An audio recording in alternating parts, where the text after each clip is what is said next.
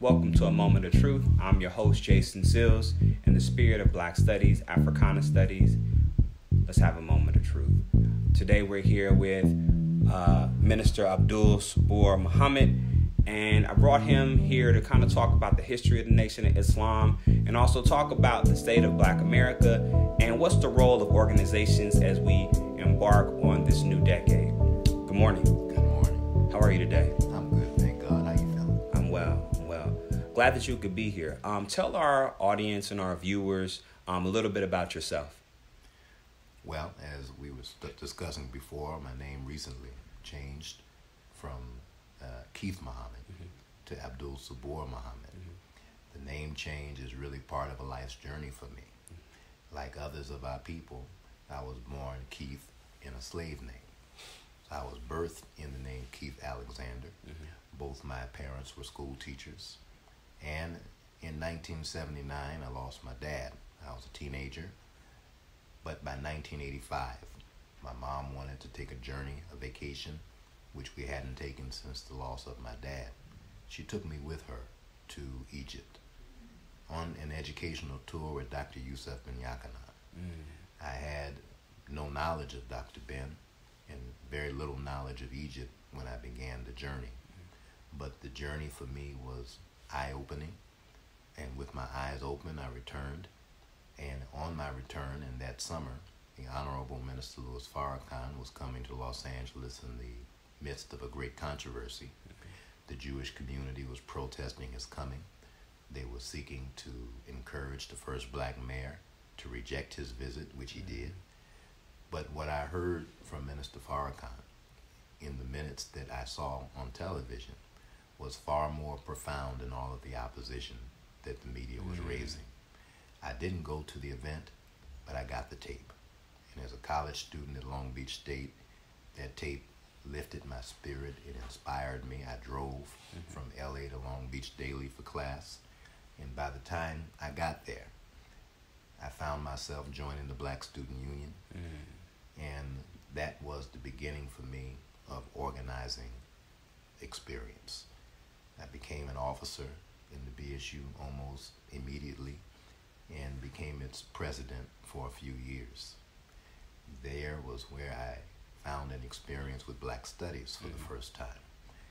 So with the eye-opening experience of Egypt, the guided wisdom of the minister, the support of a Black Studies department and a Black Student Union that developed its own family structure, it would be there that I met my wife. We've been together now since college. Wow. And thanks be to Allah, we were married in 1991. Within weeks of that time, living in Southern California, the Honorable Minister Louis Farrakhan, with the direction of his regional minister, sent me to Oakland to serve as its new minister. So I've been here since. Wow. Welcome. We appreciate you. One of the questions that I tend to ask most of our guests is, what's the state of Black America? Like, in your work as a minister, what have you seen over the years, and what would you say is the efforts of yourself right now as we think about Black America? Well, the Honorable Elijah Muhammad described the state of Black America as a state of death. And in the Muslim program, which is on the inside cover of every Final Call newspaper, it says that we believe in resurrection, but we don't believe in physical resurrection. We believe in spiritual resurrection, and that process of resurrection is most needed by our people, saying that we are most in need of resurrection, therefore we will be resurrected first. Right.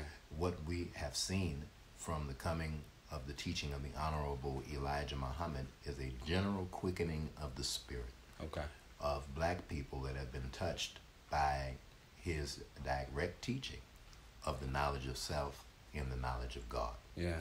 Many may not associate that quickening with him, though, quite frankly, it belongs with him.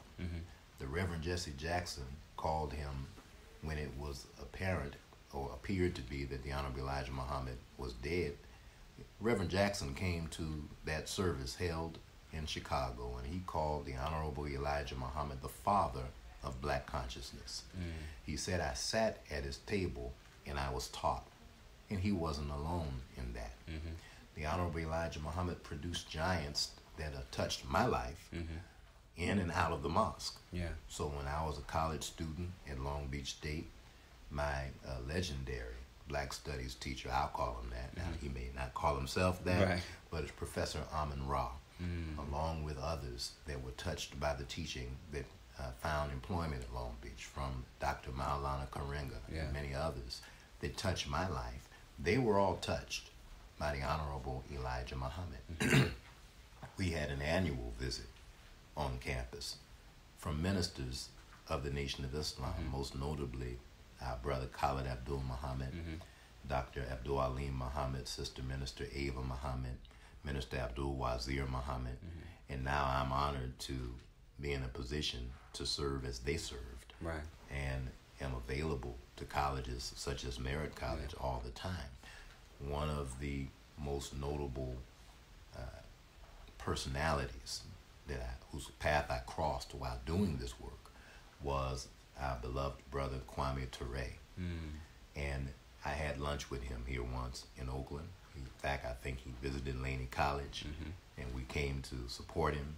Afterwards, we went out with him, and he said to me, brother, I believe in the teachings of the Honorable Elijah Muhammad 100%. And he put a pause. He said, I just have a problem submitting my will entirely. So as soon as we find that there are black people that even call themselves black, the credit belongs with the Honorable Elijah Muhammad, Right. who most notably used the expression to describe us. In fact, he wouldn't accept the description African American. In fact, he gave a lesson that said, why does the devil call our people African? Now, we understand that we were stolen from a continent called Africa, Right. but how did it get such a name? Right. And whoever made us an American anyway? Right. We didn't appeal in any way at the time of our capture to be an American. Our appeal was to be free. Right. So clearly, we're not an American. Right. And then the next question becomes, is African the appropriate title to actually describe a continent of people that spoke many languages? Yeah. And I can't even be clear about what language one would say the term African came from. Right. Some would say that the name came from an explorer named Right. Leo Africanus. Right. And then when we look at names such as Egypt or Ethiopia, and we find out that they come from other languages, Right. and they mean land of the black-skinned people or Right. land of the burnt-skinned people. Right. At root, if we're looking for root knowledge, Right. and I want to find out who is the black man's father and where did he come from, well, we come from the earth, and we're the fathers of the earth. Right. And at root, we're from God. Yeah. So temporal names don't suffice as a description. Right. The Honorable Elijah Muhammad said that black is not national, black is not local. He said that black is universal, Gotcha. and that all things in creation were born out of the blackness. Yeah. So when we say black, we're not specifically referring to skin tone. Yeah. Because as you know, we come in every shade Absolutely. except white. Yeah. Now you have a distinction. Yeah. I appreciate that. I think it's helpful to hear you say what the state is and also what the efforts are of the NOI. One of the reasons why I wanted you to come in is because I recognize the importance historically of organizations in our community. But I also think that many folks of this generation lack some knowledge of the NOI and the NOI's presence. And so could you speak to us about some history about the NOI? I think it has a very specific history in Oakland. I think nationally has a specific history.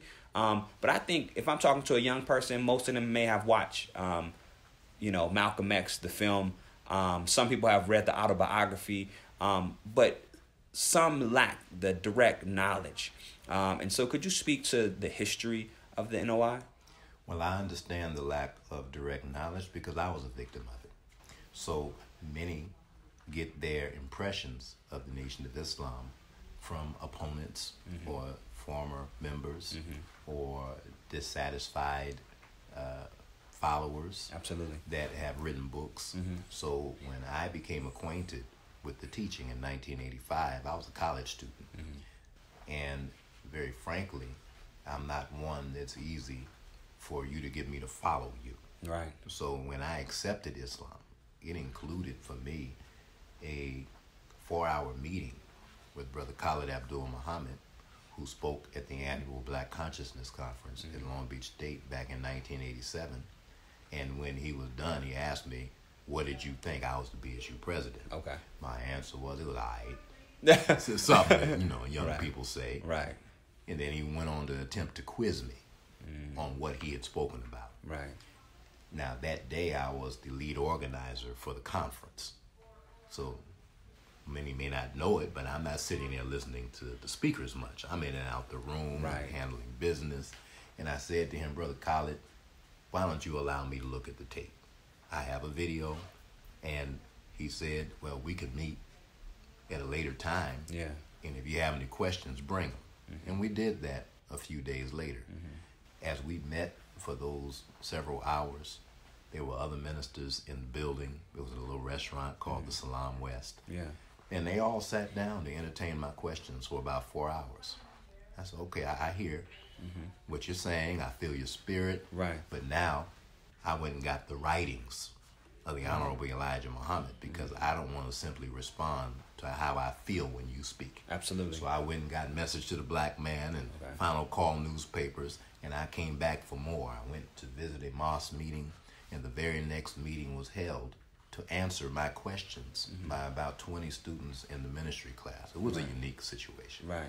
So when I went into that meeting, now I'm armed with questions that I can ask you about what the nation believes based on what is written by the Nation of Islam. And as I was asking my questions, maybe they may have seemed silly to those I'm asking, but for me they were sincere. Right. I didn't know the difference between the nation, the FOI, and I told him that. You can't tell me that I see a difference between the FOI and Omega Psi Phi. Right. Now, I got an Omega Psi Phi background with my father. So I see men's groups that manhood, scholarship, perseverance, and uplift, got it. I didn't join Omega Psi Phi, but I understood something of organizations. Absolutely. And I said to him and them, tell me the difference between the All African People's Revolutionary Party, the New African People's Organization, and the Nation of Islam. Well, I didn't know the difference. I saw strong political expression. Right. What captured my attention was when I attended the mosque meeting. It was on a Friday night, and the theme of the meeting was self-improvement, the basis for community development, which is still the theme every Friday night that we meet. And it followed a course of study.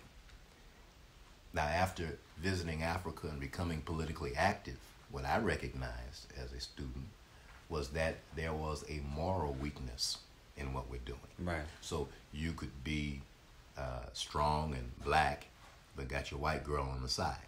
You could be strong and black, but not live a life that our children would be proud of. And I detected in my peers and in myself that there was more that had to be done. And so when I joined the study session, it inspired me. Absolutely. To learn more of myself, more of my God. Now, the Nation of Islam had been doing this since 1930. Right. With the coming of Master Farad Muhammad into Detroit, Michigan, where he began to teach black people a knowledge of our history unlike we'd ever heard before. He made 25,000 converts before law enforcement in Detroit kicked him out of the city. He moved his operation to Chicago, and he was kicked out of there too. Now, where have you heard of people being kicked out of cities for a teaching? Right. Now, it was then and there that the children of the Honorable Elijah Muhammad were guided to come out of the public school because they would be abused because of their faith and their names. Absolutely. So they started the Muhammad University there in Detroit. the state of Detroit, or pardon me, Michigan, went in and arrested all the school teachers, charged them with contributing to the delinquency of minors for not allowing our children into the public school. And it was then and there eventually that we would win the right to have a freely independent school attached to our faith tradition. Right. But it wasn't without a fight. Right. Some of those fights in the 30s are legendary. Yeah. In one instance, I think it was in Detroit, when the believers were arrested in court, the bailiffs tried to put hands on our sisters because they didn't like to see these women dressed the way our women dress and be respected the way we respect our women. Well, when they went to put hands on our sisters, the brothers did what we know to do, Right. which is to defend the sisters. Absolutely. And it doesn't matter who's aggressing them. Now, is that a part of the faith? I mean, you speaking of... That is part of the faith. Okay. We're taught to respect, protect, and defend the black woman, period. Absolutely. And to defend all women. So when law enforcement attempted to physically handle our sisters, the brothers actually whooped the police in the courtroom, which means in the police station. And when the chief of police learned that his officers were overcome by the FOI, and they heard the cries that Muslims may shout when we're fighting. Right. When we fight, we may call out Allahu Akbar, which means God is the greatest. Right. Not your gun, not your club, not your uniform. Once we get to that point, when we Right. call on God in a fight, then we're going to fight you until the fight is done. Right. Well, the brothers won the fight. Yeah. The police chief learned what happened in the courtroom, and when he read the reports, he literally dropped and died of a heart attack in his office. This is part of the history Absolutely. in the early days of the Nation of Islam. Yeah. Master Farad Muhammad taught Elijah Muhammad for 3 years and 4 months, made him his messenger, made him his lead minister or his supreme minister, taught him what he needed to know, and left. He wasn't arrested. He didn't die. He got on a plane and he flew off, and he told the Honorable Elijah Muhammad, I want you to study 104 books, most of which were about Prophet Muhammad and his journey. Right. And when he left Elijah Muhammad with this task, opponents inside of our movement opposed his choice of Elijah Muhammad and set out to kill him. So the Honorable Elijah Muhammad avoided or evaded these that were trying to harm him for 7 years, from 1935 to 1942. That effort of his evading them actually would be the process by which Mosque would spread out of Chicago and Detroit into other cities in the East Coast, because wherever he went, never staying any place more than a week or so, he would teach, and wherever he taught, a mosque would pop up. Right. So you have Mosque number 1, Detroit, Mosque number 2, Chicago, Mosque number 3, Milwaukee, Mosque number 4, Washington, D.C., Mosque number 5, Cincinnati, Ohio, Mosque number 6, Baltimore, Maryland, Mosque number 7, New York City. You're looking at the journey of the Honorable Elijah Muhammad. Absolutely. Now, that 7-year era ended with his arrest, because when World War II broke out, the American government did not desire that a man teach freedom to black people, because that free teaching also included that in our faith, we don't fight wars with people that are not fighting with us, that we are an independent nation. So we don't have any compulsion to go to World War II with you, because you've not been our friend, you've been our enemy. So the Honorable Elijah Muhammad was arrested. The claim was that he was draft evading. He did not draft evade. He was above the age of the draft. But what they didn't want was the voice of a black man influencing black thought. It was based on that decision that he made and went to jail for, that Muhammad Ali knew what to do when he was drafted. This is something I'm not going to do. We're not running from you, but I'm not going to do that, which is against my religion. He said, take me to jail, Muhammad Ali talking, because he did or responded similar to his teacher, Yeah. the Honorable Elijah Muhammad. That process of them putting him in jail Right. for those 4 to 5 years is really what helped solid or establish Islam's popularity Right. in the prison system. Yeah. So he went there. We believe in obedience to law and structure. So he didn't go there and not follow law and structure. Right. But there were things he wouldn't do. If you're going to feed us pork, we're not going to eat it all. Now, because of his stand, Right. an inmate who's now locked up can secure a diet that meets his religion. Right. So they chose that we're not going to eat pork, we'll fast. Right. Now, while he was doing this, his wife, Mother Clara Muhammad, led the Nation of Islam in the community. Well, with that, you now find that in the Nation of Islam, a woman's capacity is not limited by her gender. And there are things that men do and things that women do. We do have classes, but we do not put women down, nor do we ask them to walk behind us, nor do we accept the abuse of women in any way. When I met Minister Farrakhan, there was a sister, his attorney at the time, that made that meeting possible when I brought the minister to Long Beach State as a speaker. Yeah. Her name is Sister Minister Dr. Ava Muhammad. She was his attorney, and he made her the first woman to head not only a mosque in the world of Islam, but a region in the world of Islam. And she was the companion or equal national spokesperson, still is, Yeah. for the Honorable Minister Louis Farrakhan. So when I came into the nation, the minister had several spokespersons. Right. Brother Khalid Abdul Muhammad, Dr. Ava Muhammad, and Dr. Abdul Alim Muhammad. He had 3 spokespersons. Right. Of course, the minister is such a capable speaker, he doesn't really need a spokesperson. Right. He does it much himself. Right. But those 3 would crisscross the country, coming to cities like Oakland, Right. and share the truth that we've been given.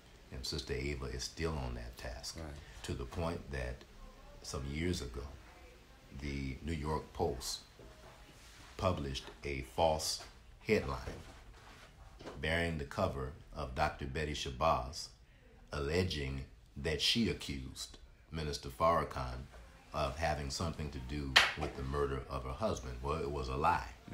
She didn't say that. Right. We sued the New York Post for $4.4 billion. This is all in the final call. It can be found. Well, we didn't win the lawsuit, but we won the lawsuit. Right. In other words, the New York Post and Rupert Murdoch, who's the owner of Fox News, Wall Street Journal, and hundreds of newspapers, radio stations, and television stations around the world, out of defense of his resources, they invested maximum resources to protect themselves in that court procedure. Right. We invested a bowl of bean soup, some bean pie. Right. Got Sister Ava a hotel room. Right. She and the rest of the legal team that were members of the Nation of Islam, and they fought the New York Post for several years, Yeah. costing them millions of dollars, costing us an opportunity to have Sister Ava in our city to teach, Right. or Right. or others that were on that team. Yeah. And all we had to do was show them the love that we already have for them. Right. They didn't ask any salary, and for them, the payment was being able to establish the truth. Right. So that network has been much more careful Yeah. in its handling Right. of the Nation of Islam, because they know our capacity to respond. Right. Now, that doesn't mean that the media hasn't continued to misrepresent us. Right. We are commonly misrepresented. Absolutely. So In text, in scholarship, Exactly. and that's one of the reasons why I have you here, because Yes, sir. I've read a lot of texts, and I think it's important that we hear a primary source. Yes, sir. One of the things I'm curious about, in the time period of no social media, the Nation of Islam was able to appeal to Black America in a way that was almost uncanny. We hadn't seen an organization speak to the hearts, to the minds, and galvanize Black America in a way since the UNIA. What was the Nation of Islam offering that drew the people in? Well, I think you find it in the title of our newspaper, The Final Call. One of the problems our people have is we may declare faith, but in our heart and mind, at the end of the day, we're expecting that the government is going to answer our call. The government is going to answer our cry. Right. So we may say God, but then we're looking for employment from the same persons and structure that put us in this pitiful condition in the first place. Right. At the end of the day, we're going to have to accept the call to stand up and do something for ourselves. And the effectiveness you find is that not only has the minister crisscrossed the country, you know, there is a column in our newspaper called Farrakhan the Traveler. Okay. It was written by Oakland's first minister, who actually helped the minister to stand up in 1977 after the departure of the Honorable Elijah Muhammad, the leadership of Imam W. Dean Muhammad, and when the minister left that movement because he disagreed with the direction and course that they were taking, he attempted to go back into the world of work. The minister is a profound entertainer. He has an album, which I meant to bring you. I didn't bring it with me. But he has an album out now that includes music he's performed with Stevie Wonder, Shaka Khan, Common, I can't even list all the names, Carlos Santana. I mean, it's a long list. But that's what he did before he came into Islam. When the messenger departed and he didn't know what to do, he attempted to go back to the world of entertainment. In fact, I've heard him convey his experience with Stevie Wonder, who he's on the album too, who acknowledges the minister in his legendary album, to me, his best Songs in the Key of Life. Right. And if you read the notes that they would put in albums in those days before CDs, he gives a special thanks to Minister Farrakhan. He used the Arabic name the minister was using at that time, which is Abdul Halim Farrakhan. Well, as the minister was seeking to return to that world, Stevie Wonder told him, "Minister, let us do the songs. Let us sing. You do what you were born to do." Now, the Honorable Elijah Muhammad called him out of that world, and at a certain point didn't seem to know how proficient the minister was in that world. He was a new member of the Nation of Islam. Right. Coming out of the world of entertainment, the messenger said, in essence, "Brother, I want you to focus on the ministry. Right. Leave that alone." So the minister did. And when the messenger found out that the minister did, the messenger said, "You really would do that for me?" And the answer was, "Yes, sir. I did this for you. You asked me to get away from this." Well, years later, the Honorable Elijah Muhammad invited the minister to his home and said, "Brother, why don't you bring your violin and play for my family?" This is 20 years nearly as the minister's been off the instrument. Right. And he came to the messenger's home with his violin, and he played and entertained the messenger's grandchildren and, wife and family. Right. And he said, "You really can play that thing." He had never heard him Right. in earnest perform. Then he said a few months later, "Brother, come back and bring your instrument back." Yeah. The minister came back and he played the same song. And the Honorable Elijah Muhammad looked at him and said, "Don't you know any other songs?" And the answer was, "No, I haven't played since 1955. Well, he returned to the practice of music. And around the year 2000 performed concerts. Or 2002 performed a concert in Southern California with an orchestra. Oakland's conductor, Michael Morgan, directed his performance in the East Coast, and I think also here in California. The minister is a profound musician, songwriter, singer. Yeah. He can do it all. Right. But he had gotten away from it, and he made this musical piece really to convey his heart and his life's journey in music so that the world could see and respect him from his heart in another way. Absolutely. And so I would encourage all of those. The album was named by Snoop Dogg. It's called Let's Change the World. And it's about 46 or 47 songs across 7 CDs. multiple genres. Yeah. Reggae, calypso, jazz, classical, R&B. One of the most notable contributions came from Tina Marie, who before she passed away, she found one of the minister's sons and said, I have a song and I want you to give it to your father for his album that he's working on. Right. And the song is called Message to a Black Man. And it's a beautiful song. If you were to hear it, and of course, in my youth, and I think I may be a few days older than you, Yeah. but when Tina Marie came out, Motown covered her race. So her first album did not bear her image. Yeah.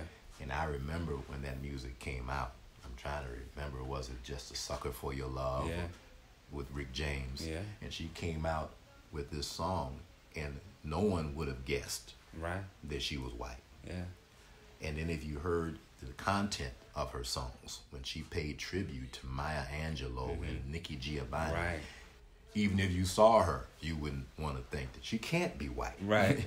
There got to be something. It wasn't into Portuguese love Yeah. that people were trying to say, what? There got to be something else going here. Right. Well, she loved Minister Farrakhan. Minister Farrakhan performed the eulogy at Rick James' funeral. Yeah. Minister Farrakhan performed the wedding for Shaquille O'Neal. Yeah. Minister Farrakhan performed the eulogy for the lead singer of the Temptations, I don't know why, Ruffin. So he's close to the entertainment world. Right. They know and love him Right. because they've given him the respect to hear him. Right. And I would hope that in our engagement with people, that we're given the respect to be heard, the opportunity that our message be respected. Right. So here in an academic circle, I would hope that the writings of the Nation of Islam can actually be made available. You and others like you are welcome, and write for the Final Call newspaper whenever you choose to do so. The minister is not afraid of the scholarship or the spiritual view that others may bring. And if you look at the Million Man March as a model, most of the march were speakers that were not part of the Nation of Islam. And if you listen to the content of what they had to share, there's nothing that anyone can bring that intimidates truth. We love truth. So whether that truth come from Kwame Ture, or that truth come from you, or that truth come from Dr. Siri Brown when she was here, or from Dr. Arrington, Cecilia Arrington when she was here, or that truth comes from Professor Wade Nobles, we love the truth. Right. Now, I would hope that those that are students would take on what the Nation of Islam has written for consideration. Absolutely. Because much is dismissed in the line of, we have a different faith, so we don't want to hear from you. We're concerned about this religious teaching. Well, don't let that concern you. That religious teaching is what allows me to give you the full respect that you deserve. Yeah. Because when I see you as my brother, I see more than my brother. I don't have to know your parents' name, your birthplace, your social security number. All of that can help me to know something. Right. But I know something. Absolutely. And as soon as I greet you, I know what I know. What is that? I know that I'm looking in the face of God. The Honorable Elijah Muhammad said, every time you look at a black man, you're looking at God. So our capacity in a community to bring about change is because we're trying to introduce God to God. So when I meet a black man or woman, any of our people that are struggling, we don't condemn them for that struggle. Our enemy produced this struggle. The sign. If you stop struggling, then you stop life. Well, life itself is a struggle. And we want to introduce our people to the best part of yourself. And the best part of ourselves is divine. Now, I can prove that from the Bible. I can prove that from the Holy Quran. Or we can just talk. And if you find that we're uplifted just by an exchange, well, what lifted you? It was your spirit that lifted you. Right. So when you hear Minister Farrakhan speak, he's tapping into the spirit of our people who are divine by nature. So he's sharing a divine word with a divine people that he received from the Honorable Elijah Muhammad. And that's at the root of why wherever he goes, he gets the same response. And it's anywhere in the world, by the way. So I've seen him do this with audiences that don't speak English much, though English is known in many parts of the world. So audiences with limited English capacity. I've seen translators get so fired up by what he's saying that they got to stop. Okay, I'm sorry, Minister. I was supposed to translate into Arabic or Farsi or Spanish, and you just moved me. Can you say that again? I've seen him do that. So God had blessed him with a unique capacity for sharing the word. The Honorable Elijah Muhammad recognized that in him and put him in a place and space that he could manifest what God had given him. You know, it just turned out because of his heart.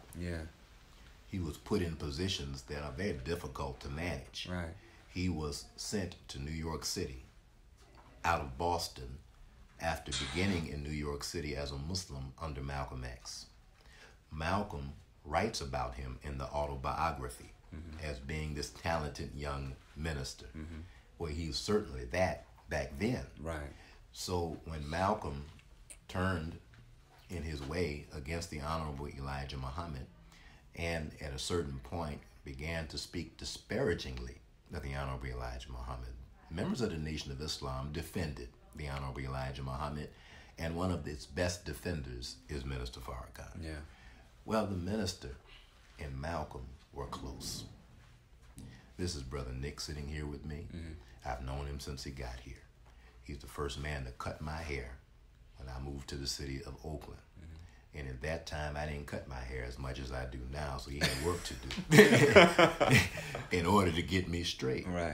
But in our organization, in our efforts, we know each other. He knows my wife. He knows my children. I know his wife. I know his children. Malcolm's children were babysat by Minister Farrakhan's wife. And as we were on the course toward the Million Man March, all of a sudden the FBI came to the minister with an allegation that Malcolm X's daughter hired a hitman to kill him.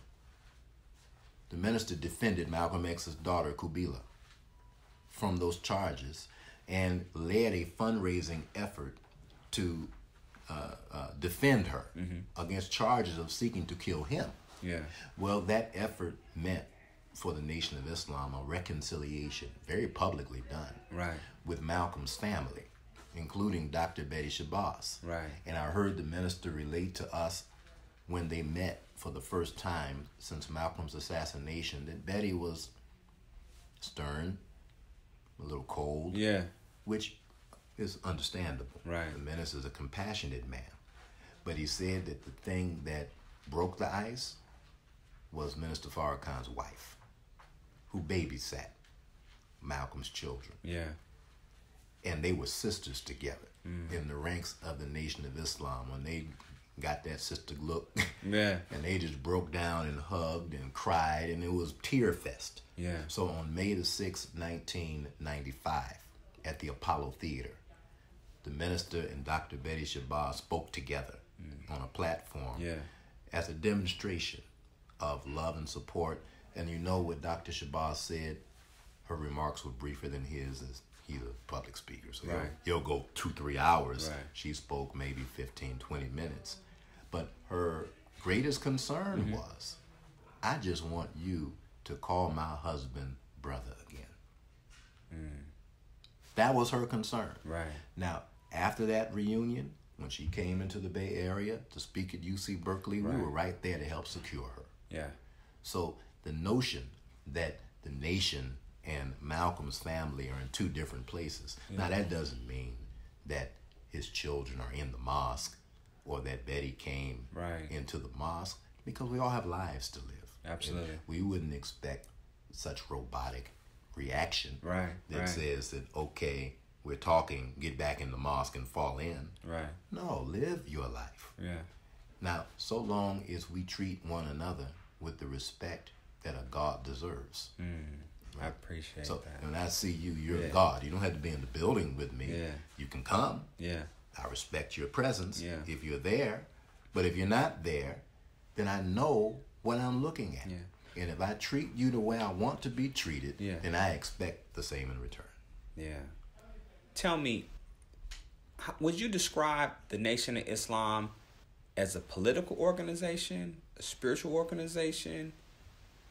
How would you define it? Is it a both and? Because part of what I hear you talking about when you speak about identity, I hear you talking about the politics of us. When I hear you talk about the spirit and awakening the spirit, I hear you talking about food that is important for us to grow as a people. How might one understand the nation from the outside? Is it a political organization? Is it a spiritual organization? Is it both? It's both.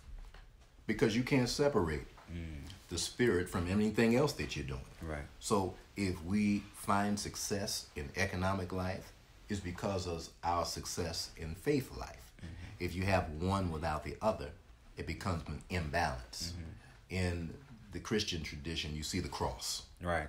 The cross represents horizontal growth. Mm-hmm. The cross also represents vertical growth. Mm-hmm. If you have horizontal growth without the vertical growth, well, you're still on a dead level. Right. So you can be a rich devil. And there are many of them around us, including in the White House, right?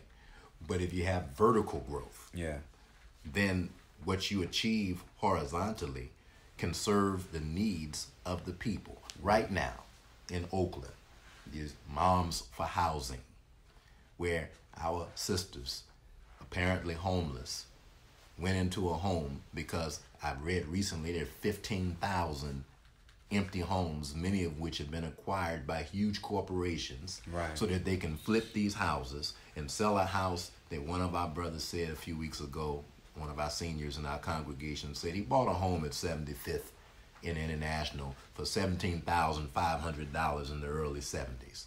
Man, if I were allowed to cuss on this TV show, because some these same homes are selling right now for whatever, $600,000, $700,000, $800,000, $1 million for a property that a man bought for $17,000. Now you take that where you have the resources to buy 100 of them or to buy 50 of them, and you drive the market.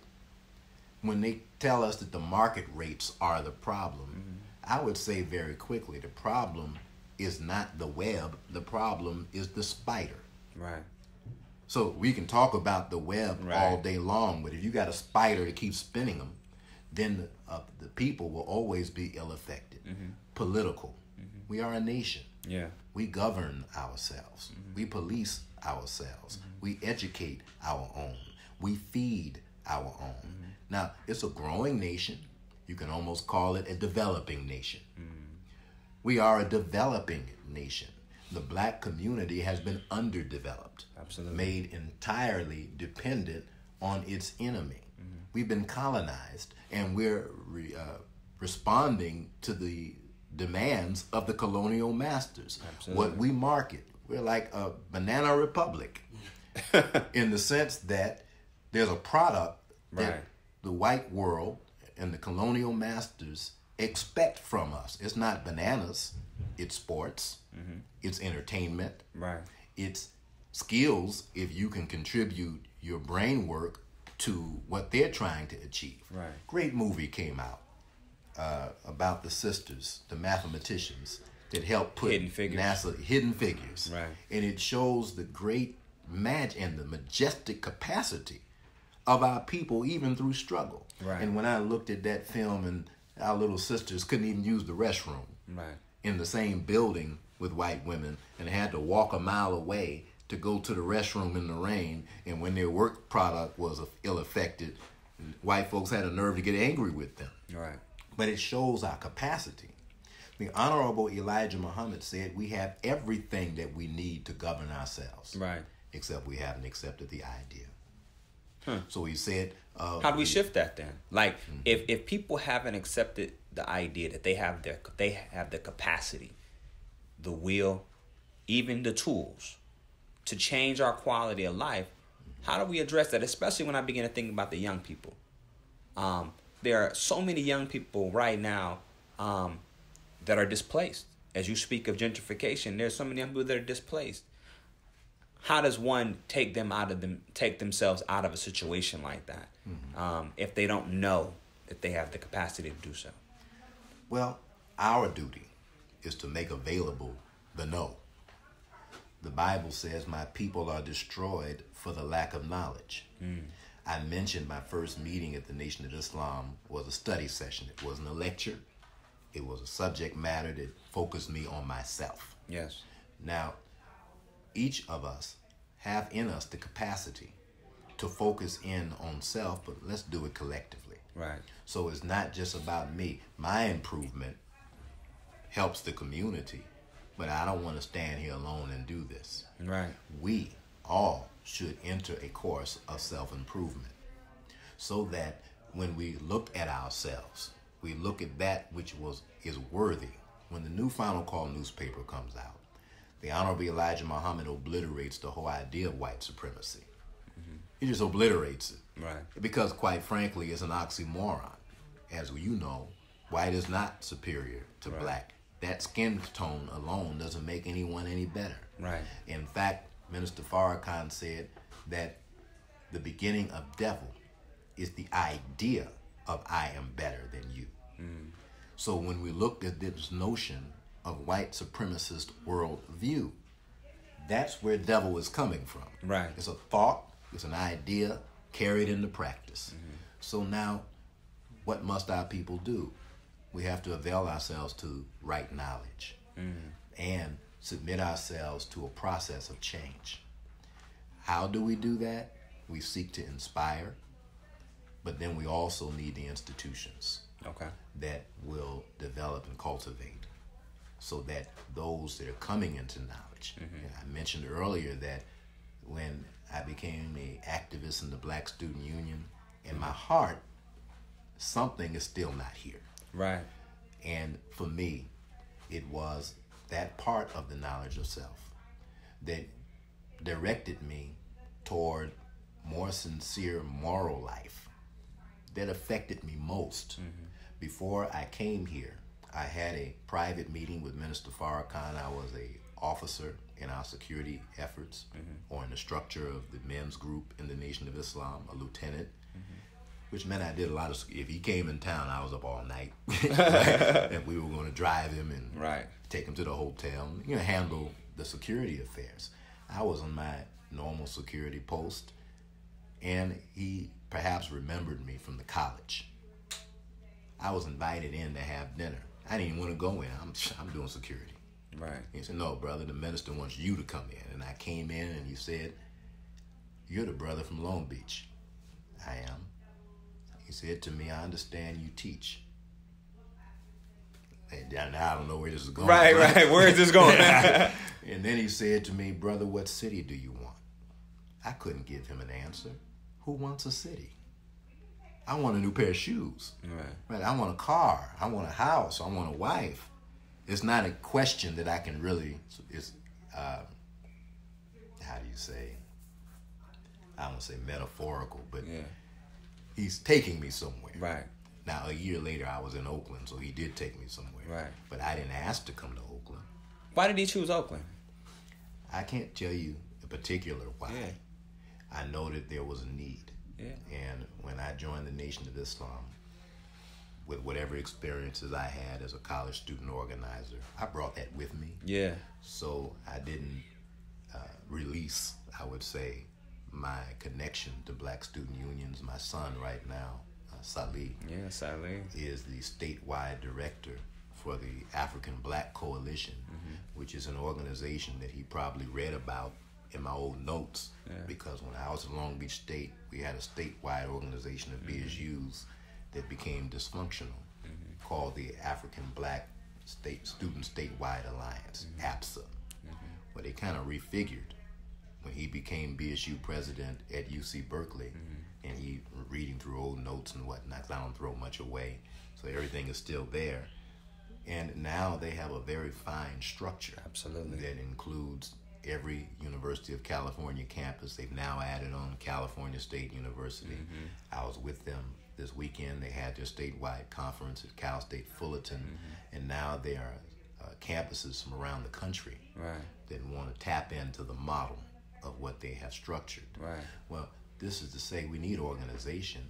And when we have a skill and we join an organization, we bring ourselves to the table. So if you're sincere, you bring what you can to help. Now, if that help means do security, do security. If that help means set up the chairs, set up the chairs. If that help means deliver a lecture, deliver a lecture. So I didn't come to be anyone in particular, though I was doing some public presentation when I came in the door. As a BSU president that was a college recruiter through the university outreach programs and the student affirmative action programs. So I've never left students at any time since I was, at no time, from kindergarten. So there's always been students somewhere in my environment that I was in a position to teach something to, from K through now. So when I came into the Nation of Islam, that link remained. So when I went to see the minister speak the first time in 1987, I went with about 200 Black Student Union members. That was just minister's in town, I hadn't seen him speak. We'll take a BSU field trip. We're going to go see Minister Farrakhan. And we did. Well, when I came into the mosque, which was just a few months later, I brought what I could with me. But equally important, when I learned in the mosque, I brought that back to the BSU. Not to make converts, though some did convert. And quite frankly, when we look at Islam, you don't have to convert. You just have to be yourself. The Honorable Elijah Muhammad said the most important words of his teaching, the 6 most important words are, accept your own and be yourself.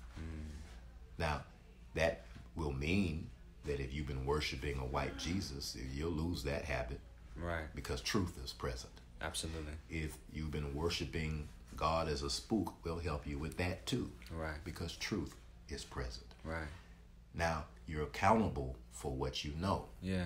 But at no point should we stop learning.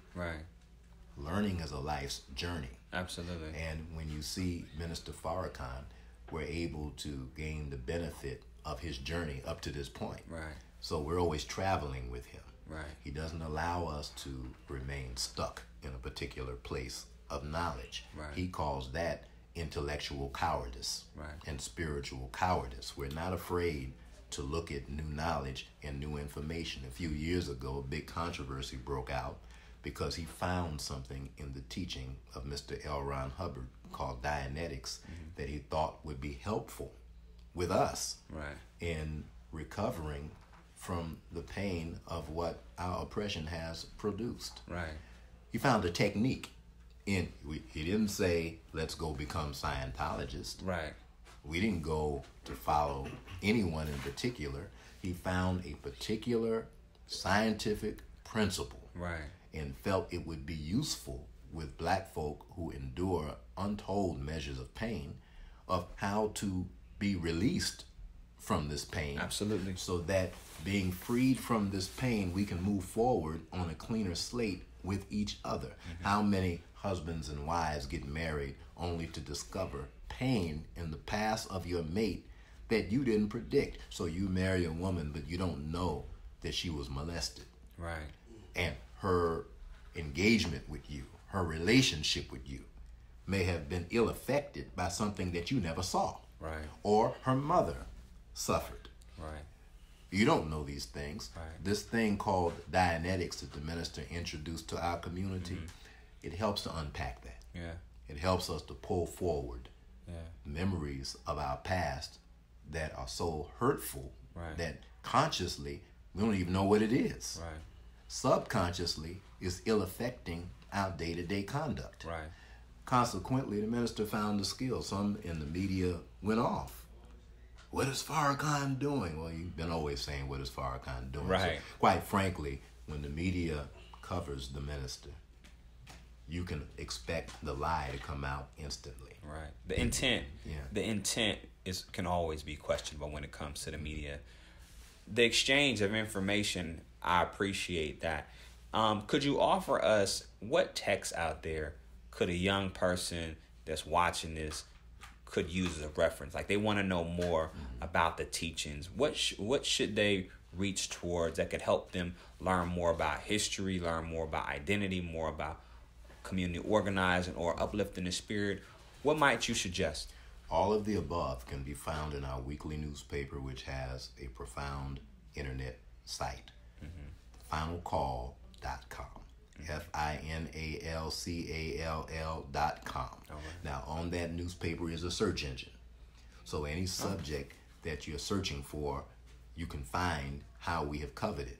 And if Jason Seals will write a column of events in Oakland or whatever you studied, there's a space for you there. There's a space for Dr. Brown and Dr. Arrington, Dr. Nobles, who has written in the paper, there. So as a school teacher, I teach 6th to 12th grade histories to our students at MUI. I spent 3 years also with the African American Achievement Program here in Oakland. Absolutely. The Final Call is a primary source because it covers so much. And as a student in college, when I became acquainted, I can tell you frankly, I wasn't looking for a religion. So when I got my first Final Calls, I was looking for those activist issues that caught my attention. Yeah. So what got my attention was what's happening in South Africa with Nelson Mandela, what's happening with these movements that black student unions in my era were concerned about. So the current events got my attention. Yeah. I would later learn the value of the Honorable Elijah Muhammad's writings, from Message to the Black Man, The Fall of America, Our Savior Has Arrived, How to Eat to Live, Volume 1 and Volume 2. These are his principal writings. Yeah. Great controversy emerged when the minister related when he was under the attack, and still is, of Jewish media personalities.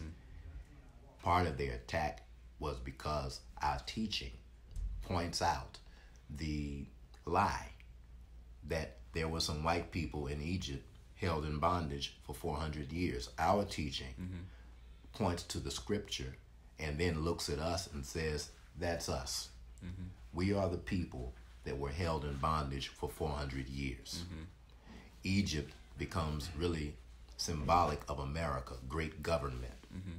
There was no bondage experience in ancient Egypt. For me, my journey in earnest started standing in the sands of ancient Egypt with Dr. Ben. Right. Now, I'll tell you what we didn't see.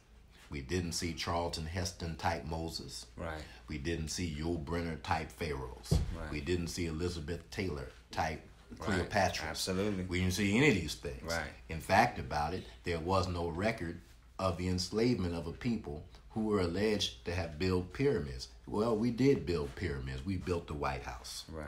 We built the nation's capital. Right. We built America's economic base on the backs of the slaves of the South. Right. The 400 years of bondage didn't occur there, it happened here. And when the minister began to teach that in defense of himself, then they knew, oh, the lie we've told will be exposed. And if this man continues to talk like this, his own people will believe him. Our people will believe him because it's true. So they went on a full-scale attack. And that caused us to create a scholarly work to defend our position, called The Secret Relationships Between Blacks and Jews. And if you get a copy, I meant to bring it here with me. That book is the compilation of Jewish scholars and rabbis that, in essence, confess to the roles that they've played in the enslavement of our people. We don't say that all Jews this or all Jews that. Absolutely. 98% of white people didn't own slaves. Slavery was a rich man's game. So when they had the movement out here, the Occupy movement, we are the 99%. Okay, well, you're the 98% because you didn't own slaves. However, the institution of slavery built the country. And if you benefit from what the country has produced, then you have a role to play in reversing what was done to the black man. Right. Any and everyone that had a hand in our suffering has to pay the price for what we have suffered. So in closing on this part, our newspaper addresses the subject of reparations.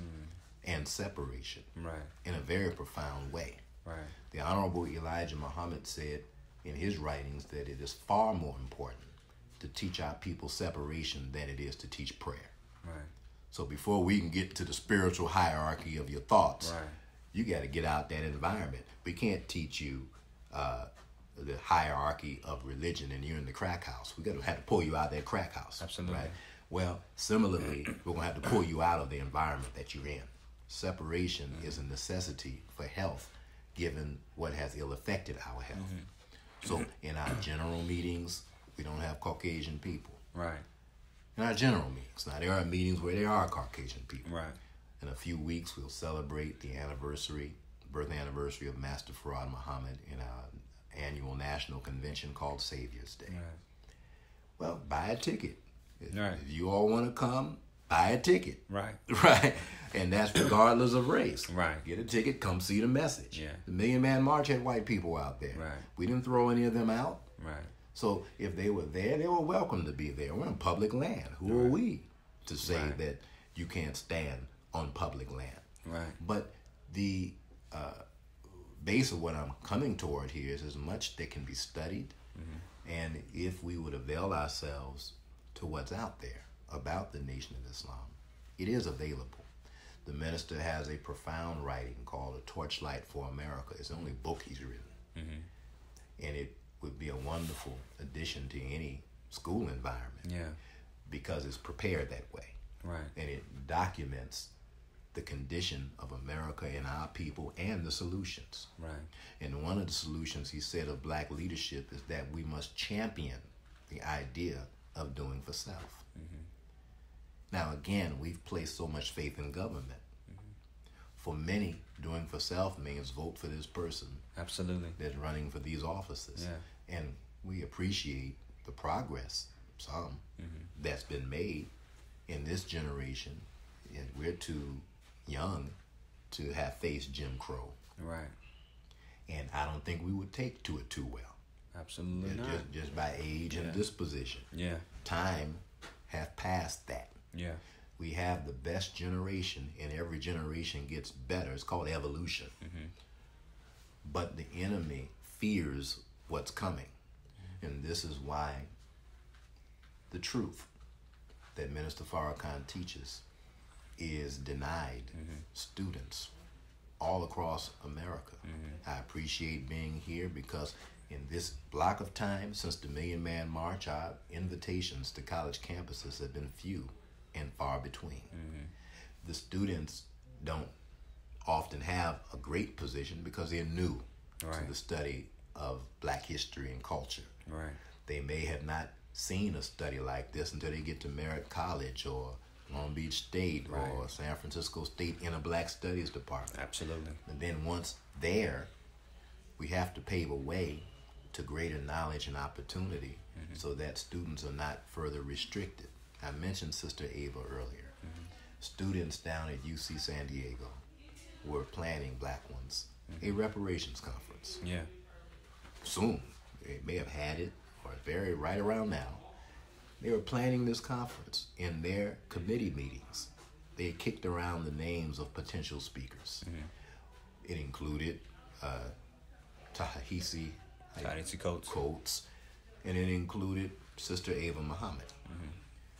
Do you know, before they could give her an invitation, a Jewish professor on campus took out an opinion page in the San Diego local papers condemning their effort? Now, you got a handful of black students who are conscious enough to attempt to invite speakers, and they were being rejected before they could even give the invitation. Right. That shows us how prevalent now their involvement is in efforts of black uprising. Yeah. The Black Panther Party, in its early days, had FBI infiltration. So when you are 10, 12 members of the Panther Party, one of them, named Earl Anthony, was an FBI informant. He wrote a book that I was given as a college student to read, joining the Black Student Union at Long Beach, very militant BSU at the time. Right. Was influenced by the Nation of Islam, the Black Panther Party, the US organization in Maulana Karenga, they circled the BSU all the time. So we had all this information. Brother came to me and said, you need to read this book. Then he handed me a book called Picking Up the Gun. I said, oh, okay. And my black power on, let me read this book. Right. Helped me with my political thought. And it was helpful. Years later, I moved to Oakland and go to a barbershop, and there's a little book on the table in the barbershop about the Black Panther Party. While I'm waiting to get my cut, not you, Brother Nick. While I'm waiting to get my cut, I'm looking at this book. Yeah. And the foreword is written by Earl Anthony. And he acknowledges in the foreword of the book that he was an FBI informant in the early days of the Black Panther Party. I said, oh, hell, that means, pardon me, but that means we are really fighting something. Right. And we are fighting to gain the heart, mind, and soul of our people, the souls of black folk. Yeah. This is what we're after. There's an enemy here that has blocked it at every turn. Right. Now, it's written in Scripture. Book of Exodus, chapter 1. He says, come on, let us deal wisely with them, lest they multiply.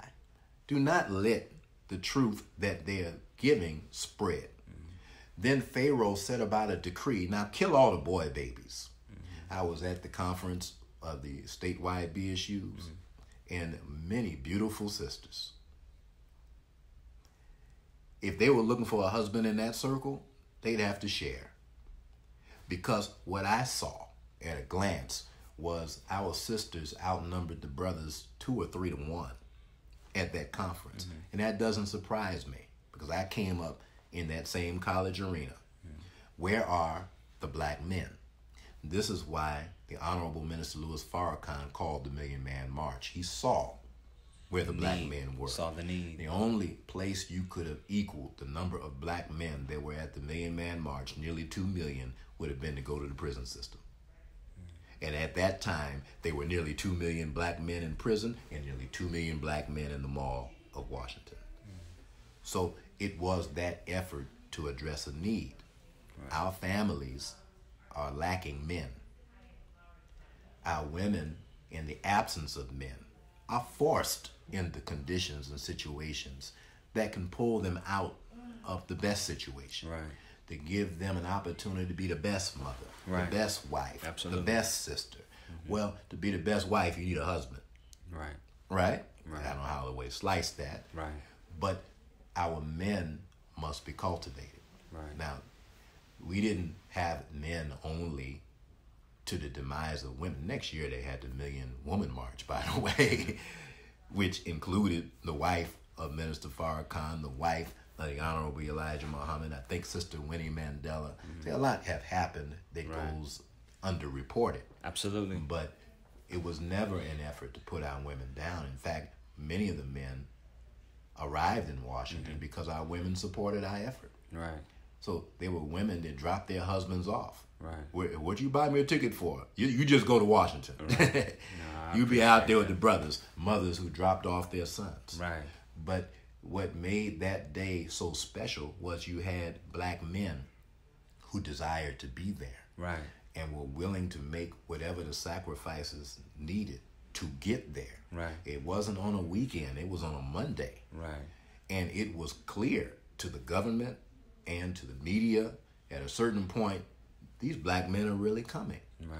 And they shut the government down, fearing that we would treat them the way they would do. Right. So this is a very vengeful white man. Right. You can go anywhere in the world. If anybody strikes in an American facility, watch how America strikes back. Right. So there's no turn the other cheek in the U.S. government. Right. But they desire that we should have the sentiment of turn the other cheek. Dr. King's birthday just passed. And those that convey that history would say that Dr. King is nonviolent, and some would overgeneralize and characterize the Nation of Islam as violent. We've never been violent. We're peacekeepers. Right. But don't break the peace. Right. We will defend ourselves. Right. I was showing our girls in school yesterday, as we were looking at Dr. King's birth, the civil rights movements with dogs and fire departments attacking our activists in Alabama, where our children were filling up the jails. And they perhaps hoped that that would strike the heart of the people that were attacking them. Yeah. I think it was Kwame Ture who said, the problem you have here is you're trying to appeal to their moral consciousness, and they don't have any moral consciousness. Right. So when they attacked our girls with dogs, see, in the Nation of Islam, we'd have killed the dog. Right. We would not have subjected ourselves to a whooping just for the sake of taking a whooping. Right. Now, if we have a fight and you are victorious in the fight, then that's Allah's will. Right. But what we're not going to do is walk into a scenario that says we're going to lay down and let you stomp on our knees and twist our wrists just for the sake of showing a nonviolent demonstration. If we're being legally arrested, we'll submit ourselves to a legal arrest. Right. But we're not going to subject ourselves to torture and mayhem for the pleasure of a bloodthirsty beast who seems to be pleased to inflict pain on our people. Right. We have 400 years of experience with that. So the Nation of Islam presented a new dynamic. Now, there were others over time. There have always been black men that would fight back. Always. And they've always been black youth with a dynamic desire to be free. But always. Collective. Right. But to do this collectively Absolutely. presents a force that is new. Yeah. And so that's at the heart of what you see in the Nation of Islam. Well, I really appreciate the insight because I think the historical context you offer and the efforts of the nation, I hope for the listeners and the viewers have given them more than what's been available to them. And I'll make sure that I do my due diligence as a college instructor to make sure that I use the information that's available on the website because primary texts are so important. And I want to ensure that as we are studying our people, that we have accurate information because that's part of our legacy in terms of our departments. But also I want people to have solutions. And I think the other part that I appreciate very much during this time with you, that you've offered us some opportunities to really think about these solutions that we have at our disposal. And so we're not somewhat stagnant, but more so active participants in our liberation and our healing. And so give thanks for your time. I really appreciate you. Thank you very much. Honored to be here. Give thanks. That's the moment of truth. Peace. Thank you so much.